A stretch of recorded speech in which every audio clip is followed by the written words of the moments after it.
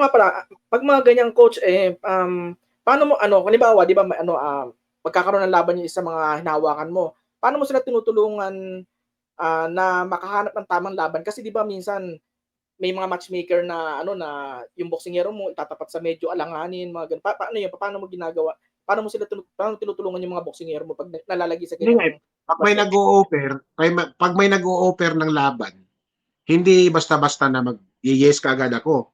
Hmm. Tinitingnan ko muna sa video 'yun, Hmm. yung laban. Background check Mayroon, kumbaga. Oo, ini-scout ko 'yun, ini-scout oo, ko. scout. Hmm, Ini-scout ko 'yun, hindi puwedeng, "Okey, laban tayo." Hindi puwede.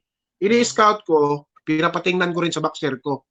mm, "Oh, ano, itong laban na 'to, kaya mo ba?"